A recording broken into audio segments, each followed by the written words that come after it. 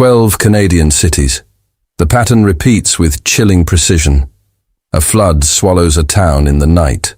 A landslide buries a main street that took 80 years to build. A fire moves through a resource town faster than anyone thought possible. And every single time, the federal government reaches for the same word. Act of God. Nothing anyone could have done. But the documents say something else. Across this country, there are reports that sat in drawers for years. Warnings that were filed, then forgotten. Engineers who said, in writing, that something was going to give. And nobody listened, because listening would have cost money, and money was already spoken for. This isn't a list of disasters. It's a list of decisions. 12 places where the land failed, and where afterward, the people in charge made absolutely sure nobody asked why.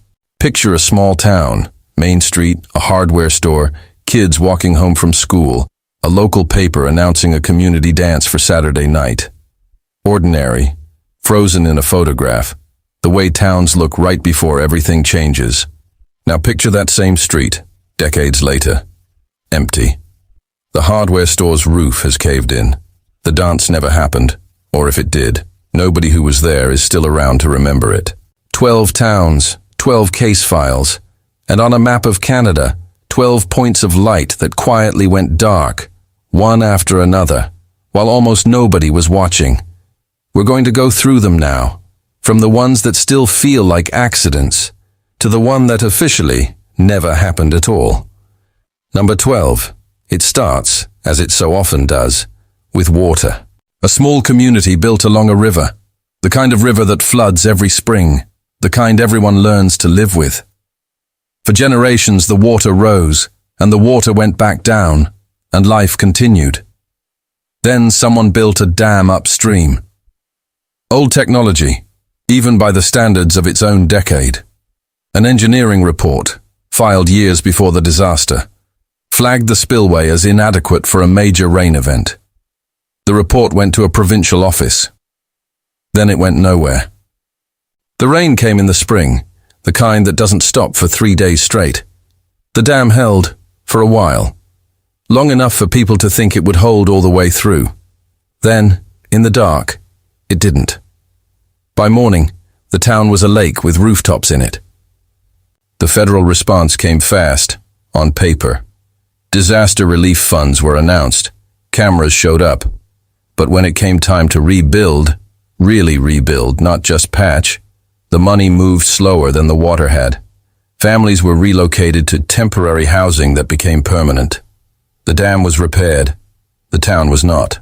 Today you can still find the old foundations if you know where to look. Square outlines in the grass, the ghost print of a community that used to argue about parking and Sunday church times. The official report calls it a 100-year flood. The engineering report, the one nobody acted on, called it a matter of time. And that's where this story always seems to begin. Not with the flood, with the warning that came first. Number 11. This one starts on a hillside, a town built into the slope of a valley. Beautiful, the kind of place real estate brochures used to call nestled. Underneath all that scenery, though, was a layer of clay that geologists had been quietly worried about for years. Quick clay, the kind that looks solid until it doesn't, until vibration or moisture turns it almost instantly into something closer to liquid. A geological survey, conducted before the development was even fully built out, recommended limits on construction in certain zones. Those limits were softened, quietly. Development continued. Houses went up exactly where the report said they shouldn't. Years passed. Nothing happened, which in hindsight made everyone feel safer than they should have. Then came a season of heavy rain, followed by a minor tremor. Nothing that would normally register as an event at all. But on that hillside, with that clay, underneath those houses, it was enough. In the aftermath, provincial officials acknowledged unforeseen geological conditions. The original survey, the one that foresaw exactly this, was never mentioned in the official statement. It surfaced later, through a Freedom of Information request, buried in a planning archive nobody had opened in over a decade. The hillside is off limits now, fenced, a few memorial plaques, half swallowed by new growth. The land remembers what the report tried to say. It just took longer to listen. Number 10. Some disasters arrive with a roar. This one arrived with smoke that didn't go away. A resource town, built around one industry, the way so many towns out here were. For decades, that industry meant good wages, full schools, a reason for the town to exist at all. It also meant chemical storage on a scale the original facility was never designed to hold. Expansions happened. Inspections happened too. On paper, several flagged storage and ventilation issues that would require costly retrofits. The retrofits were postponed, then postponed again. The economic argument was simple. Shutting down even temporarily would cost jobs, and jobs were the whole reason the town existed. Then, on an ordinary weekday, something ignited.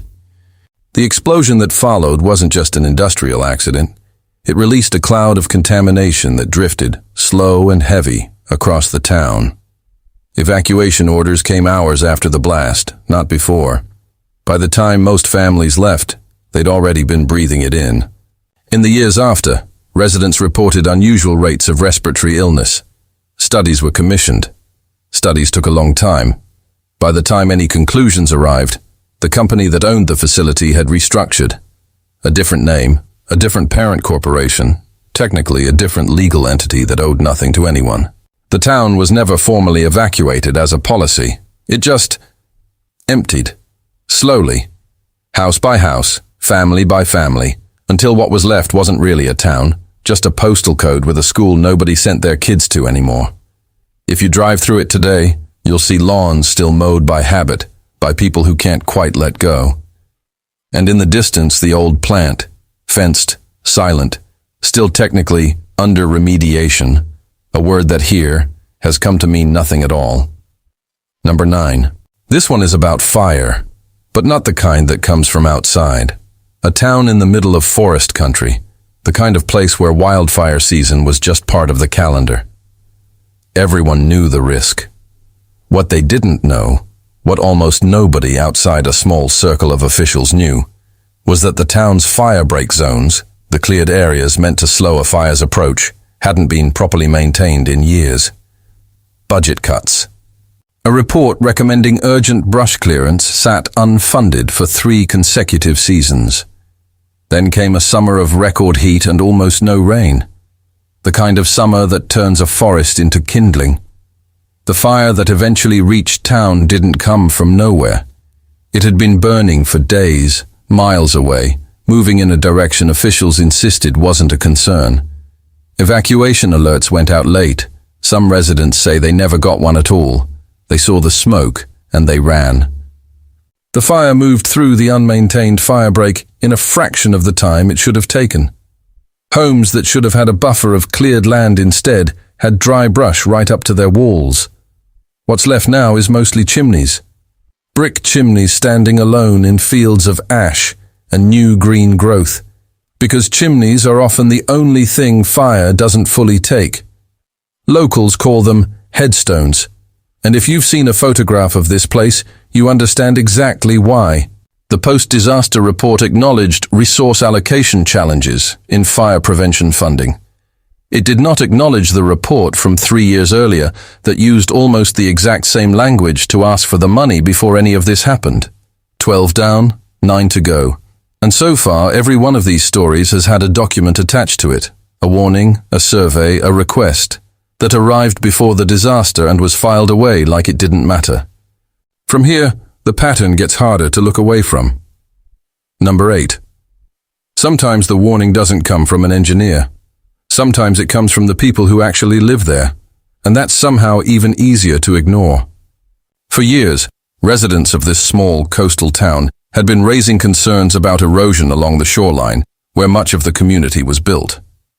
Letters to the municipal council, petitions, a community meeting where, according to the minutes that still exist, that anyone can request, a councillor reportedly said the erosion rate was within historical norms and didn't warrant action.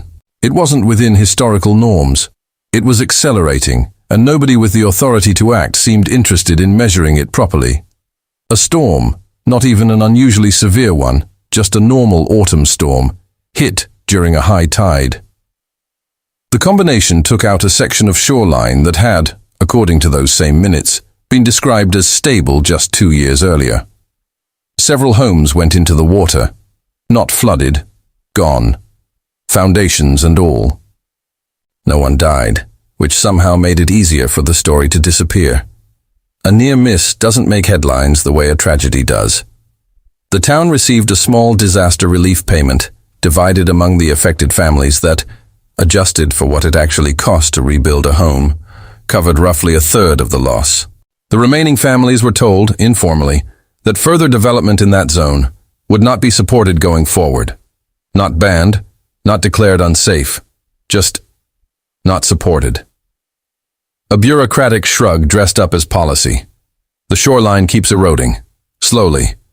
The town keeps getting smaller, one storm at a time, and there's no single disaster you can point to and say, that's when it happened, because it's still happening, quietly, right now. Number 7. This is the one with the paper trail nobody was supposed to find.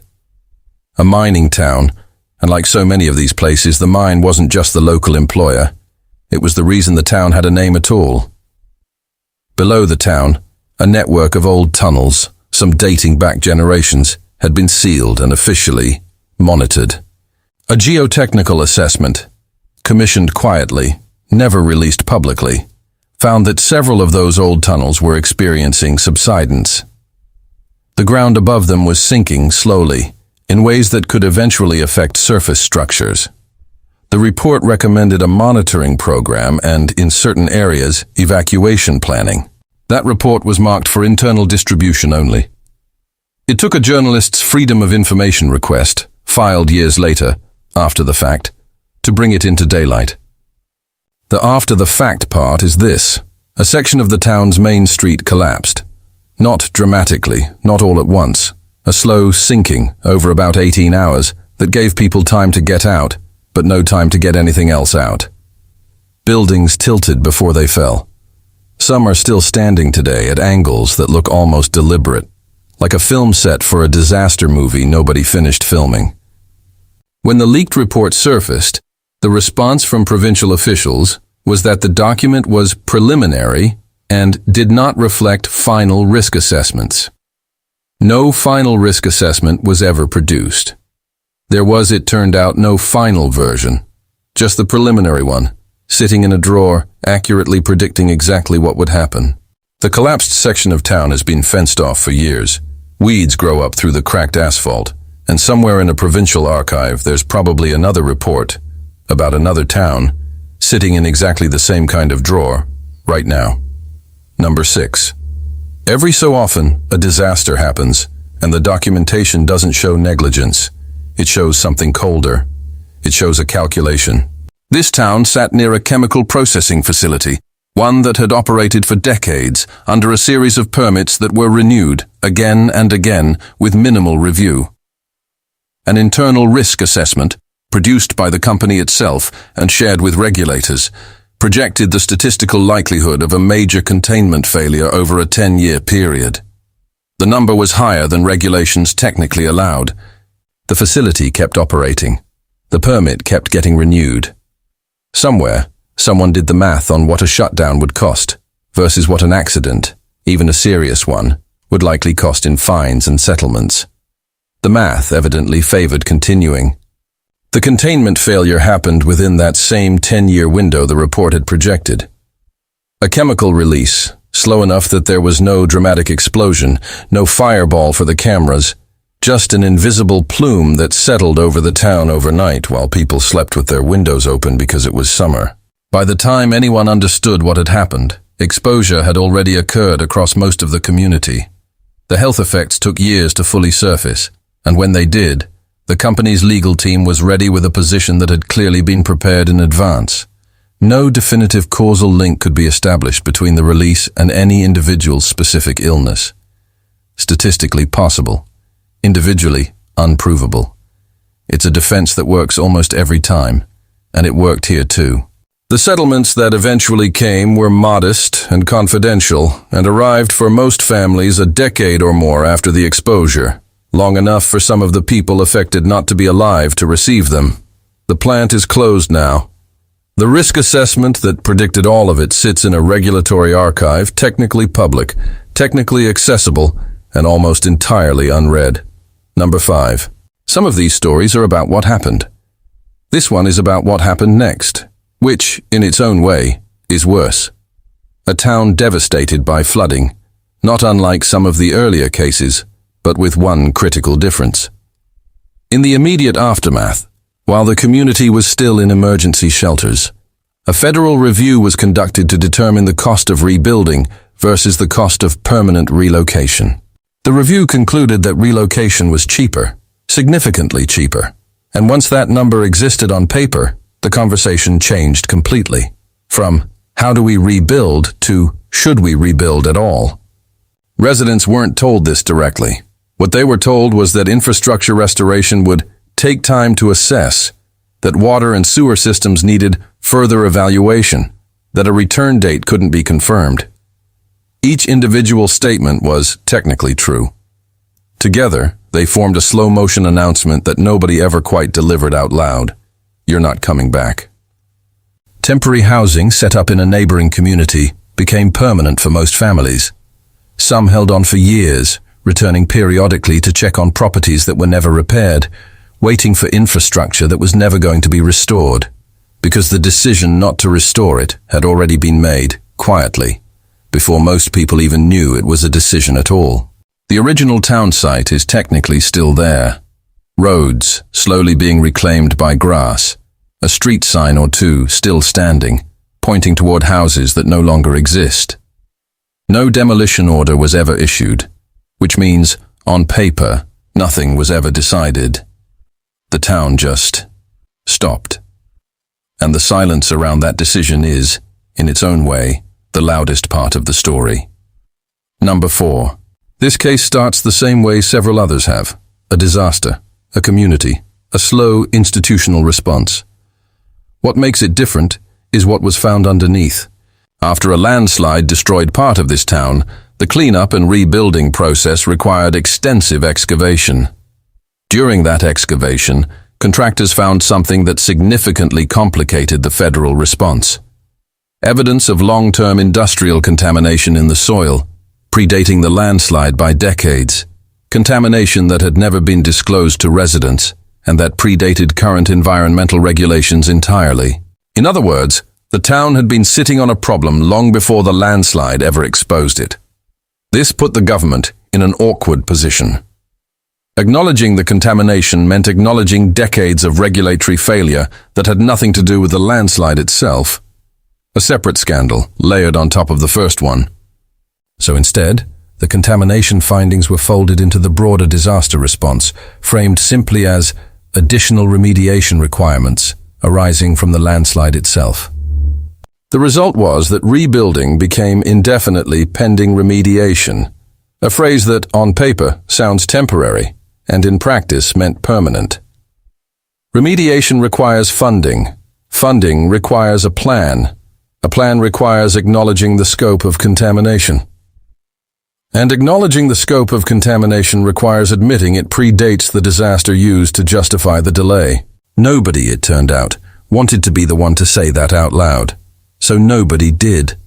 The town sits in a kind of bureaucratic limbo, too contaminated to rebuild, too inconvenient to formally close, too forgotten to matter to anyone except the people whose homes are still listed, technically, as temporarily uninhabitable. More than enough years later for that word to have lost all meaning.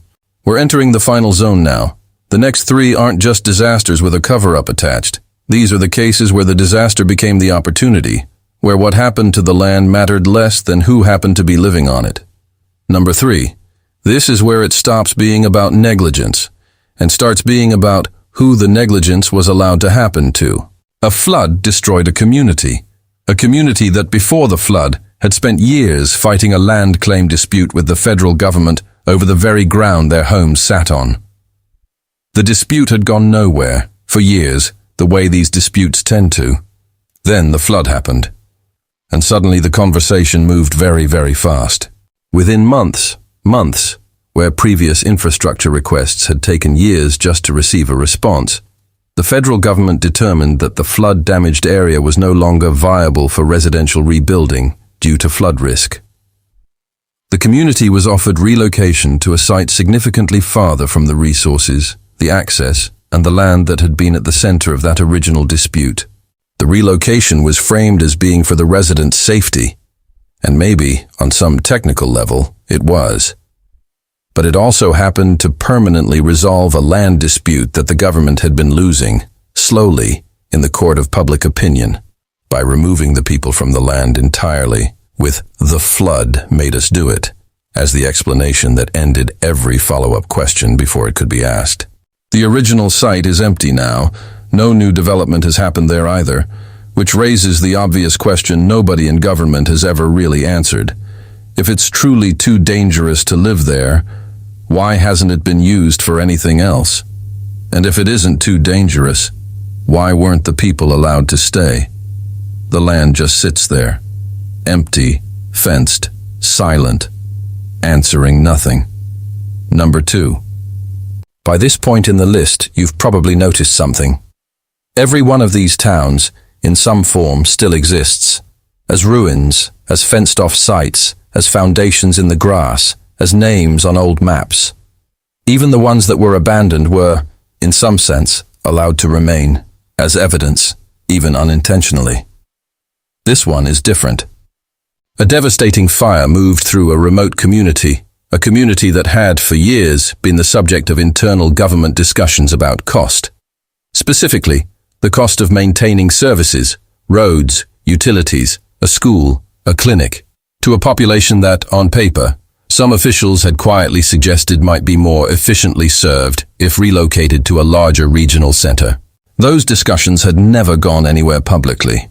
They existed only in internal memos that after the fire were used to justify a remarkably fast decision.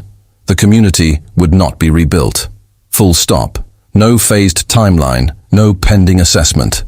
Residents were relocated immediately and permanently to the regional center that had been identified in those earlier memos as the preferred destination all along. The speed was the tell. Disasters that take years to even acknowledge suddenly resolved in weeks, because the decision, in some sense, had already been made before the fire ever started. The fire didn't create the outcome.